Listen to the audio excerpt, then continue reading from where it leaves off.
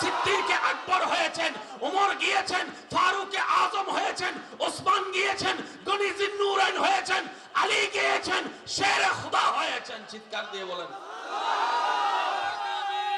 আল্লাহু আকবার।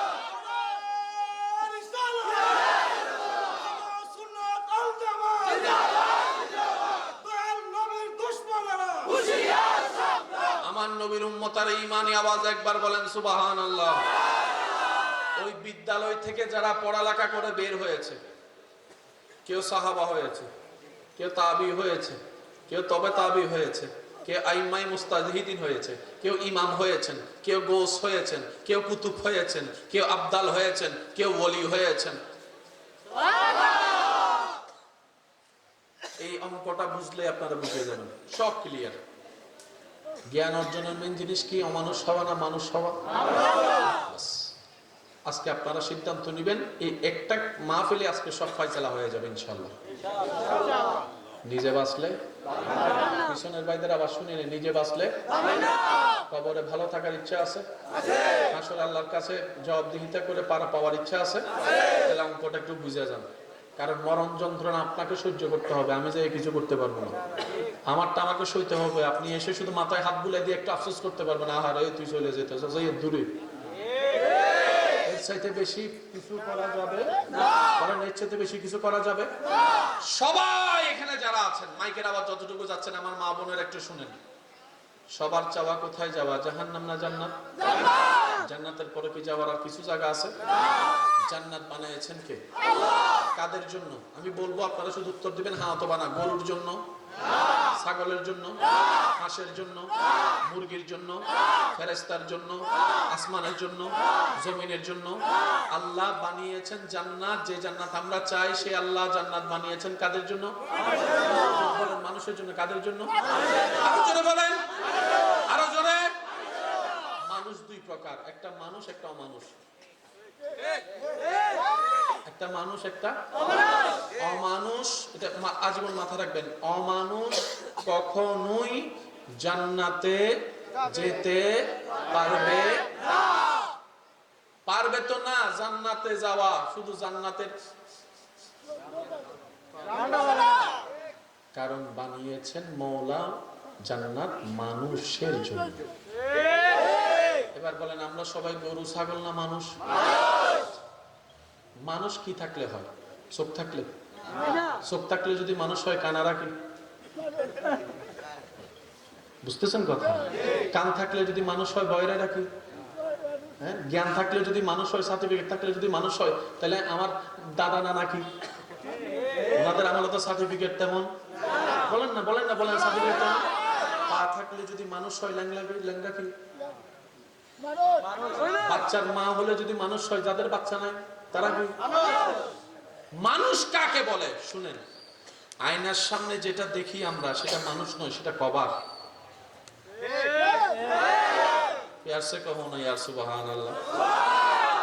আমরা সবাই কোথায় যেতে চাই?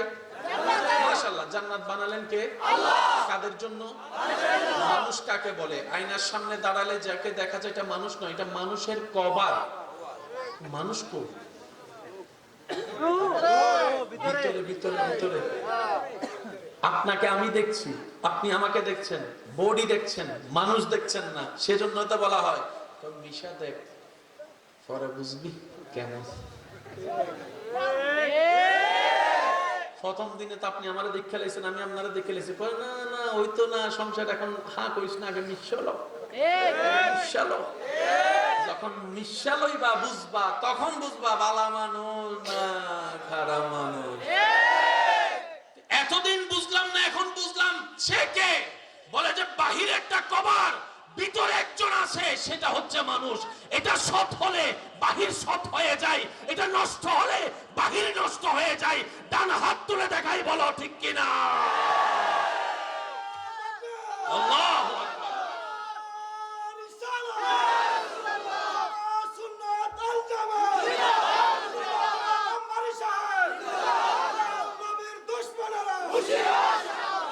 আমার কথা কি আপনারা বুঝতেছেন? এটা কি মানুষ? বলেন না, এটা কি মানুষ? এটা কি? এটা কি? এটা কি? সেজন্য মোবাইলের উপর কভার থাকলো সবাই মোবাইলের কভারটারে আলাদা না বলে মোবাইলেই কয়, কিন্তু সবাই মোবাইল দেখে না, দেখে কি? আপনারটা দেখেন না একটু, কভারটা আমি মোবাইল দেখতেছি না, কিন্তু কই দিছে মোবাইলটা ভাই না আমার, এটা কি মোবাইল না কভার? দেখতেছি কভার, ভিতরে কি? এই কভার। সেজন্য চোখ থাকলো মা বাবার সন্তান, বাচ্চার চোখ না থাকলো মা বাবা কয় এটা আমার সন্তান। বুঝাতে পারছি? এবার পুরো অঙ্কটা বুঝছিলেন, মাইকের আওয়াজ যদ্দূর যাচ্ছে, ঝগড়া অনেকদিন হয়েছে, তর্ক অনেক করছেন, এতদিন অন্যের দোষ খুঁজে খুঁজে সময় কাটাইছেন, চলেন আজকে নিজের দোষ খোঁজার চেষ্টা করি। বুদ্ধিমানের কাজ হচ্ছে অন্যের দোষ খোঁজা না নিজের দোষ ধরা।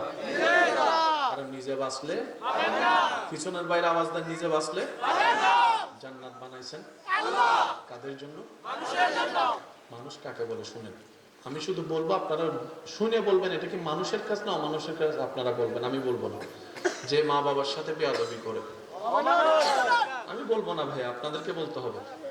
যে মা বাবার সাথে বেয়াদবি করে, যে মা বাবাকে ঘর থেকে বের করে দেয়, যে বড়র সাথে বেয়াদবি করে, যে ছোটর সাথে জুলুম করে, যে অন্যর জায়গা মাইরা দেয়, আর একটু জোরে, যে বাকি খাইয়া ফাঁকি দেয়, যে 1 নম্বর বিষা দিব বইয়া 2 নম্বর বিষা দেয়, যে গাঁজা বেচে, যে ইয়াবা বেচে, যে মদ বেচে, যে জেনা করে, আরো জোরে, আরো জোরে, আরো জোরে, যে যৌতুকের কারণে বউ ফিটায়, যে স্বামীর হক নষ্ট করে, যে পরকিয়া করে, যে ইফটিজিং করে, যে খুন করে, যে মার্ডার করে, যে মানুষের জায়গা দখল করে, যে মানুষের রাস্তা বন্ধ করে, আরো জোরে, যে মানুষের পানি বন্ধ করে, যে ফিল লাগাইয়া ভাই ভাইয়ের মধ্যে ঝগড়া লাগাই দেয়, যে ফিল লাগাইয়া মানুষের বিয়া ভাঙ্গিয়া দেয়, সন্তান না হলে যে মানুষকে কোটা দেয়।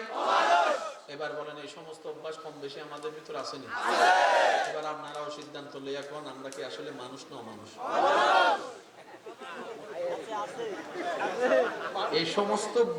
এই সমস্ত বদগুণ আমাদের ভিতর আছে না নাই?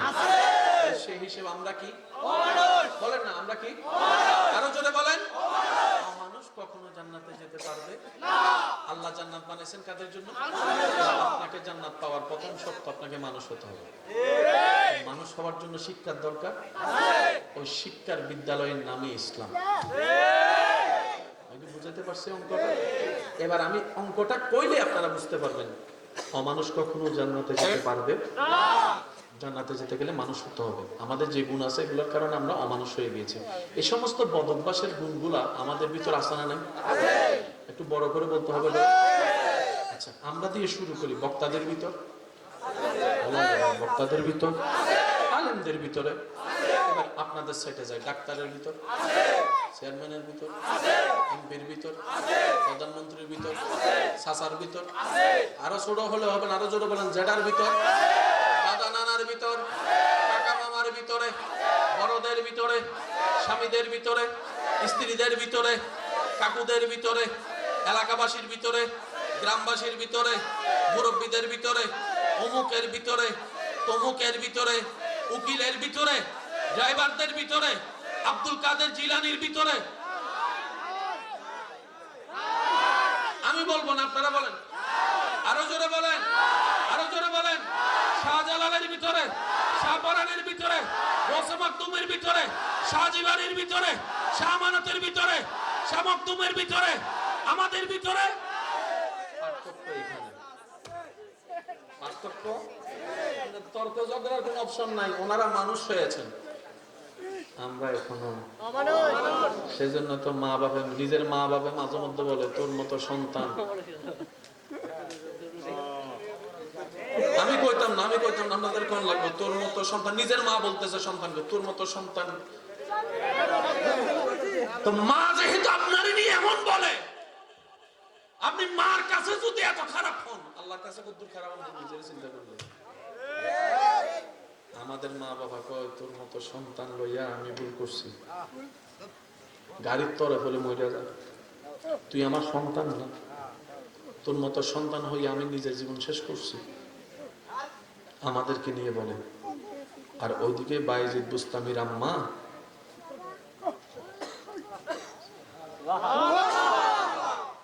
আমি প্রথমে বলেছি আশেক লাগবে। দুই কানে শোনা হয়, একটা চামড়ার কান, একটা দিলের কান। এই কান দিয়ে শুনলে বদ অভ্যাস আছে, এক দিয়ে শুনলে বের হয়ে যায়। দিলের কান দিয়ে শুনলে আজীবন মনে থাকবে। গত সপ্তাহে, গত 2 সপ্তাহ আগে কি করছেন কিচ্ছু মনে নাই, কিন্তু 5 বছর আগে কি আপনারা গালি দিছে, নাম ঠিকানা চেহারা সহ। গালিটা আপনার শোনা দরকার ছিল চামড়ার কান দিয়ে, আপনি শুনেছেন মনের কান দিয়ে। কোরআন তেলাওয়াত শোনা দরকার ছিল মনের কান দিয়ে, শুনছেন আপনি এই কান দিয়ে। সেজন্য আজান শুনেও কেউ শুনে না। গালিটা যদি 3 মাইল থেকেও মনে মনে দেয়, এ কয় মনে মনে কি করছ তুই, মনে মনে কি করছ, মনে মনে কি করছ। আমরা যে কত গাদা, কত বোকা, নিজের হিসাবটা ধরলে বুঝতে পারবেন। আমাদের মা বাবা আমাদেরকে পেয়ে খুশি না, আর ওদিকে বায়েজিদ বুস্তামির আম্মা জান। আশেকরা আশেকের আওয়াজে বলেন সুবহানাল্লাহ। চোখ খুলে যখন দেখে আপন সন্তান পানি নিয়ে দাঁড়ানো, দৃশ্যটা দেখে মায়ের চোখ থেকে দৃশ্যটা যখন দিলকে আঘাত করে, দিলটা খুশিতে আত্মহারা হয়। এদিকে দিল খুশি হয় মার, খবর চলে যায় রবের দরবারে। দরবারে সেই দিন মায়ের চোখ থেকে অজর ধরায় পানি পড়ছে। এই চোখের পানিটা কষ্টের কান্নার পানি নয়, আনন্দের পানি, খুশির পানি। মা দুইটা হাত তুলে দিয়ে বলে, আল্লাহ এমন সন্তানের মা বানিয়েছো, তোমার দরবারে লক্ষ কোটি শুকরিয়া, তোমার দরবারে লক্ষ কোটি শুকরিয়া। আল্লাহ তুমি আমাকে এমন সন্তান দিছো, আমার আর কিছু চাওয়ার নেই। আল্লাহ আল্লাহ মায়ের পরীক্ষায় সন্তান পাশ করেছে, এবার রব তোমার পরীক্ষায় তোমার বান্দাকে পাশ করে নাও, তোমার বান্দাকে পাশ করে নাও। সবাই রবকে খুশি করে জান্নাতে যেতে চাই। এদিকে মা খুশি হওয়ার কারণে আল্লাহ এমন খুশি হয়েছেন, আল্লাহ পাক বলে, বাইজিদ বুস্তামি তোমাকে শুধু আমি ওলি বানাবো না, তোমাকে আমি ওলিদের একটা গ্রেড দিয়ে দিলাম, সুলতানুল আরিফিন। এগুলো হচ্ছে ভাগ্য। সেকেন্ড 1 কোটি বছরের পথ আপনি।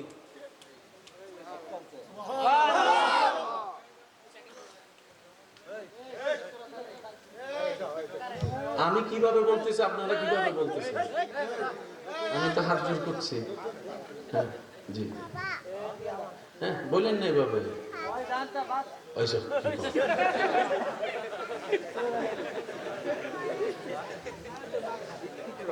কথাবার্তা একটু সুন্দর করতে হবে। মুসলমান তো আমরা, নবীর উম্মত না। মনোযোগ লাগবে না, লাগবে না, আমরা বুঝতে পারছি, বুঝতে পারছি। একজন আল্লাহর ওলি নৌকা দিয়ে যাচ্ছেন, ওই নৌকায় আরো কিছু ইয়ং পোলাপাইন ছিল ওই মাথায় বসা। তো ইয়ং পোলাপাইন তো জানেন, এখনো যেরকম ডিস্কো ডিস্কো, তখনও ছিল ডিস্কো ডিস্কো, সব সময় ছিল এগুলা। কারণ শয়তান তো সব সময় ছিল, আমি না, আমি ওল্ড এবং নিউ, শয়তান তো সব সময় আছে। বুঝতে পারছি কথাটা? ওই বাচ্চারা খুব দুষ্টামি করতেছে, ছেলেরা দুষ্টামি করতেছে, একজন বুজুর্গ সাথে দাঁড়াইওয়ালা মানুষ বসে আছে ওনার সামনে। এটা কি দুষ্টামি না বেয়াদবি? স্বাভাবিক, এটা আপনি মহলে আপনারও লাগবে। কি রে ছেলেগুলো আমাকে চিনে না, জানা দাড়ি তো দেখতে দাদার বয়সী, বেয়াদবি করে কেন? তো আল্লাহর বলি এটা ছিল এমন আল্লাহর বলি যিনি হাত তুললে দোয়া কবুল।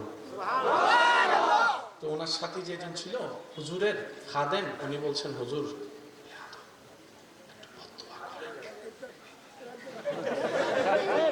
বুঝাইতে পারছি কথা? বেশি বাড়াবাড়ি করতেছে, ইশারা দিলেও বুঝে না, বেয়াদবি করতে না, একটু বদদোয়া করেন জানো। হুজুর বলতেছে, হ্যাঁ বাদ দাও না। যারা আমাকে ভালোবাসেন, আমি আবদার করে আজকের ঘটনাটা আপনাদের জন্য গিফট করতে চাই। সবাইকে না, সবাইকে না, যারা আমাকে আপনার মনে জায়গা দিয়েছেন তাদের উদ্দেশ্যে। নিয়ামত যে কোথায় লুকাইতো আমরা তো চাইতেও জানি না, আল্লাহর কাছে নিতেও জানি না। উনি দিতে প্রস্তুত। আরে ফেরাউনের আল্লাহ দিছে, আপনারা দিব না গিলে? আমরা দুর্ভাগা, চাইতেও জানি না, নিতেও জানি না, ফাইলে ধরে রাখতেও জানি না। ওই আল্লাহওয়ালা ব্যক্তি বললেন, আরে বাদ দাও না, দেখা কিছুক্ষণ পর আরো আমি কিছু করলে কম, নাহলে আমি মাইরা দিব। আছে না কিছু এরকম প্রেমে? হ্যাঁ বাদ দাও না, কৌজু তাহলে আপনি বদদোয়া করে আমার আর সইতে। এবার আল্লাহর বলে হাত তুললেন। তো নৌকার মাঝি সহ সবাই জানে যে উনি হাত তুললেই যেটাই দোয়া করে আল্লাহ সেটাই কবুল করে। ওনার সেই মকাম, সেই মর্যাদা আল্লাহ দিয়েছে। উনি যখন হাত তুলেছে সবাই মনে করে গেছে গেছে। এবার উনি দোয়া কি করতেছেন দেখেন, আল্লাহ আমার সামনে বসা তোমার বান্দারা দুনিয়াতে যেরকম বন্ধু বন্ধু মিলে আনন্দ করতেছে, আল্লাহ পরকালও তাদেরকে আনন্দ করার সুযোগ করে দিবে। হায় হায় হায়, একটু জোরে বলা যাবে না সুবহানাল্লাহ? দুনিয়াতে যেরকম বন্ধু বন্ধু মিলে আনন্দ করতেছে, হাসরেও তাদেরকে আল্লাহ জান্নাতে একটু তাদেরকে আনন্দ করার সুযোগ করে দিবে। এদিকে আল্লাহর ওলি তাদের কল্যাণে দোয়া করেছেন, এদিকে রবের রহমতে খবর হয়েছে, রবের রহমত নাজিল হয়েছে, ওই বাচ্চাদের ওই ছেলেদের অন্তরে রহমত এসেছে, দিল পরিবর্তন সেকেন্ডেই। বাচ্চাগুলো এসে হুজুরের কাছে মাপ চাচ্ছে, হুজুর খেয়াল করি নাই, হুজুর বুঝতে পারি নাই, হুজুর বুঝতে পারি নাই। খাদেম দেখে অবাক, কিরে ধ্বংস করার জন্য দোয়া করছে বেয়াদবদেরকে, হুজুরকে সম্মান না করার কারণে, এখন দেখি হুজুরের কাছে এসে মাপ চাচ্ছে। তখন হুজুর বলে, এতক্ষণ তারা রহমতে ইলাহির ছায়াতলে ছিল না, তারা শয়তানের আশ্রয়ে ছিল। আমি দোয়া করলাম, আল্লাহ কবুল করেছে, রহমত তাদের উপর ঢেলে দিয়েছে, তাদের দিল চিন্তা পরিবর্তন হয়েছে। বলেন সুবহানাল্লাহ। সব সময় অন্যের জান্নাত খুঁজবেন। জান্নাত এত বড়, আপনার স্বাস্থ্য ভাই জান্নাত পাইলে আপনার থেকে কমবে পাইলে আপনার সমস্যা কি? আল্লাহ না, সেজন্য সবার জন্য দোয়া করবেন, আল্লাহ ওরে জান্নাত দাও, ওরও জান্নাত দাও, ওরও দিও। আল্লাহ আমার বউ কথা শুনে না, যে তারও দিও। আল্লাহ আমার স্বাস্থ্য ভাই আমার জায়গা খাইয়ে লেছে, তারও দিও। আল্লাহ আমার জেডা, আমার বাপ মরার পর আমার বেশি অত্যাচার করছে, যেখানে বাপ হিসেবে ছায়া দেওয়ার দরকার সেখানে আমার বাপ চাচা আমাকে ছায়া দেন, আমার জেডারা দেন। তাহলে ভুল করছে, বুঝে না তোমার বান্দা, আল্লাহ আমি মাফ করে দিয়েছি, তুমি মাফ করে দিও, জান্নাত দিও। এখন আপনি যখন সবার জান্নাত চাচ্ছেন, সবগুলা কার বান্দা?